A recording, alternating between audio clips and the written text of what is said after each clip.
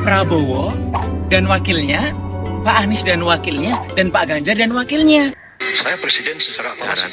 Tol laut Karena menurut TAP MPR pada waktu itu, terus kita kerjakan. kalau calon presiden yang terutama memenuhi di Indonesia syarat bagian timur, karena kita memiliki 17.000 pulau. Konektivitas antar pulau, pelabuhan, tol laut, ini juga harus secara konsisten. kelakuan baik, surat dari Mahkamah Agung, tidak sudah pilot, sudah terputar dan sebagainya. Kelakuan baik, nggak ada sama sekali. Dan sudah cek ke MPR 3 hari sesudah sidang MPR. Hanya Pak Amin aja mengatakan 3 calon. Halo, Assalamualaikum warahmatullahi wabarakatuh. Teman-teman, bentar. Ini ada informasi penting dan menarik nih. Pimpinan Pusat Muhammadiyah mengadakan dialog terbuka dengan 3 capres. Pak Prabowo dan wakilnya, Pak Anies dan wakilnya, dan Pak Ganjar dan wakilnya.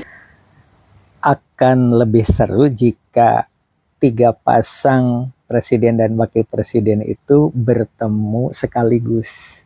Sehingga ada perdebatan, adu argumen, seru deh. Tapi kalau presentasi saja, setiap calon presentasi, kayaknya kurang seru. Tapi kalau adu debat, yang satu memaparkan, yang satu menyangkal, sehingga kita akan tahu seperti dulu kata Pak Jokowi zaman debat masa lampau itu, ketika memaparkan program tentang anggarannya, Pak Prabowo bertanya juga, ya kan, dari mana anggarannya, kan gitu. Kemudian kata Pak Jokowi, ada, yang paling penting itu kita mau usaha apa tidak, gitu. Nah, kalau sekarang kan bisa ditanya, apakah ada itu dari hasil ngutang atau bagaimana caranya? Nah, barangkali kalau ada perdebatan dipertemukan itu justru bisa mencecar pertanyaan-pertanyaan yang lebih menukik seperti itu. Kalau dulu kan hanya mengatakan ada saja. Nah, dari mana tidak dijelaskan. Hanya Pak Jokowi yang mengatakan kalau ada usaha ya ada. Begitu diantaranya. Ini yang paling seru. Tetapi jangan sampai terjadi perdebatan seperti di era reformasi dulu, zaman Pak Amin Rais dengan Partai Bulan Bintang itu siapa? Yusril Iza Mahendra, ya. Pada saat itu kan sampai istilahnya bahasa-bahasa yang serem-serem, ya. Walaupun bahasanya kekanak-kanakan, seperti sebelum bisa pipis lurus Pak Amin Rais pada saat itu kan begitu ke Pak Yusril, ya kan. Jadi saya sudah lahir sebelum lawannya itu bisa pipis lurus. Maksudnya mungkin ya namanya juga bayi, ya kan, masih belajar. Nah, Pak Amin Rais itu sudah lahir. Itu kan lucu sebenarnya, ya. Nah, tapi jangan sampailah perdebatan seperti itu. Lebih baik langsung ke materinya saja. Anggarannya dari mana? Pembangunannya ini. Tol laut itu ternyata yang dibicarakan oleh Pak Jokowi akan membangun tol laut zaman dulu, kan direalisasikan sekarang adalah bikin kontainer yang ada tulisannya tol laut. Salah satu di antaranya kan seperti itu. Tapi di dalam perdebatan kan pada saat itu tidak muncul bahwa tol laut yang dimaksud itu kan imajinasinya membuat tiang panjang masuk ke dalam laut sekian dalamnya.